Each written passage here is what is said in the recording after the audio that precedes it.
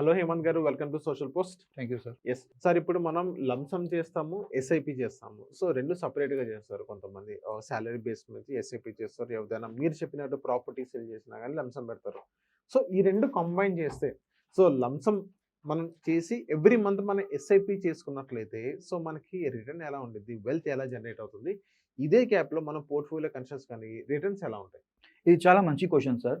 మీరు చెప్పేటట్లు కొంతమంది ఎస్ఐపి చేస్తారు, కొంతమంది లంసమ్ చేస్తారు. కానీ నేను నా క్లయింట్స్‌కి ఏమి అడ్వైస్ చేస్తా అంటే వాళ్ళు టుగెదర్ చేయాలా. ఒక చిన్న క్రికెట్ అనాలజీ చెప్తా సార్. మనము ఎస్ఐపి అంటే 1D, 2D లాగా ఉంది. Running between the wickets 1D, 2D. అదే మనం లంసమ్ ఏముందంటే కరెక్ట్ బాల్‌కి బౌండరీ కొట్టడం, రైట్? సో మ్యాచ్ గెలవాలంటే మనం 1D, 2D కూడా కావాలా, బౌండరీస్ కూడా కావాలా. ఎగ్జాక్ట్‌లీ మన వెల్త్ క్రియేషన్ కోసం కూడా మనకి ఎవ్రీ మంత్ ఎస్ఐపి సిస్టమాటిక్‌గా rupee cost averaging discipline consistent అది మనం ఎస్ఐపి చేయాలా. స్పెషల్ ఒకేషన్స్‌లో మనకి ఎట్లా బోనస్ వచ్చిందో, మనకి ప్రాపర్టీలో పైసలు వచ్చినా అప్పుడు మనం లంసమ్ చేయాలా.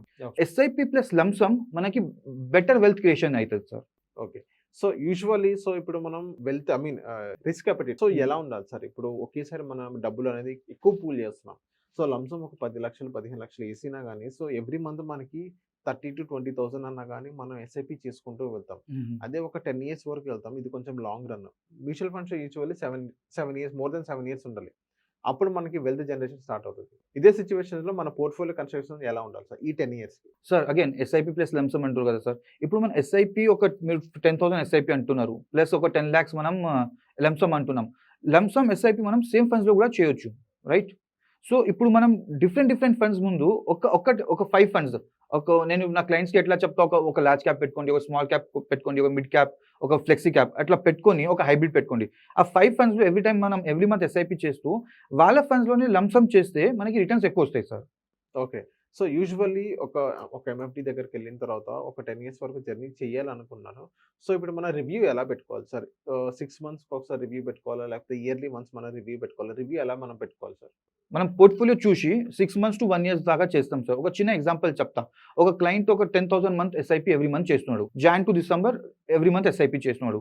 తర్వాత ఆయనకి మార్చ్ ఏప్రిల్లో బోనస్ వచ్చింది. ఒక బోనస్ 1 lakh వస్తే ఆయన 50,000 మనకి లంసమ్ ఇన్వెస్ట్ చేసేసిండు. అట్లనే మళ్ళీ అక్టోబర్ నవంబర్లో ఆయన ఏదో మార్కెట్ కింద మంచి మార్కెట్ ఫాల్ అయింది, 5-10% ఫాల్ అయింది. ఆయన మళ్ళీ ఒక 20,000 30,000 లంసమ్ ఇన్వెస్ట్ చేసిండు. ఆయన మళ్ళీ డిసెంబర్ జనవరిలో మొత్తం ఇయర్ ఎట్లా ఇన్వెస్ట్మెంట్ అయింది, ఎట్లా రిటర్న్స్ వచ్చినాయి అది చూసుకొని ఒక్కసారి ఎంఎఫ్డి దగ్గర వెళ్ళి ఆయన గోల్స్ ప్రకారం, ఇప్పుడు sir life is very different sir. మనం ఒక గోల్ ఒక 1 year ముందు ఒక గోల్ పెట్టినాం, కానీ ఫర్ ఎగ్జాంపుల్ 1 to 3 yearsలో నేను ఒక కార్ బై చేయాలని గోల్ పెట్టినా, కానీ ఆ గోల్ నాకు 2 yearsలోనే నాకు నెసెసిటీ అయిపోయింది, కార్ 2 yearsలో కావాలా. సో ఎంఎఫ్డి దగ్గర ఇయర్లీ పోయి, బాబు సార్ నాకు 3 years గోల్ ఉండే, కానీ ఆ గోల్ 2 yearsతోనే నాకు ఫినిష్ చేయాలా, నాకు ఏం చేయాలా?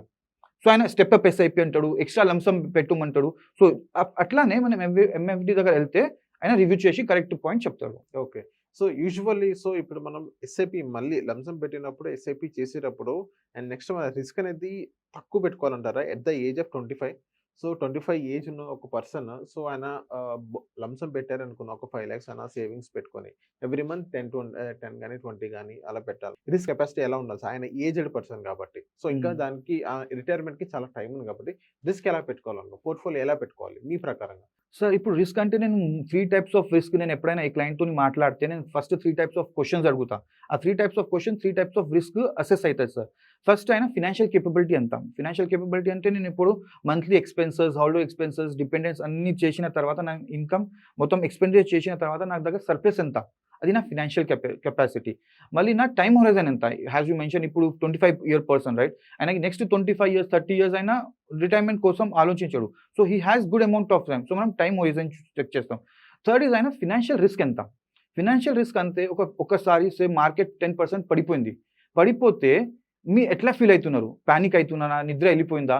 ఆ రిస్క్ కెపాసిటీ ఎంత మీది? ఆ 3 క్యాల్కులేట్ చేసుకున్న తర్వాత దాన్ని బట్టి మనం ఫండ్స్ సెలెక్ట్ చేస్తాం సార్. దాన్ని బట్టి రిస్క్ క్యాల్కులేట్ చేసి తర్వాత మనం ఫండ్స్ సెలెక్ట్ చేస్తాం. Okay. So thank you sir మా సోషల్ పోస్ట్ వచ్చినందుకు. Thank you sir.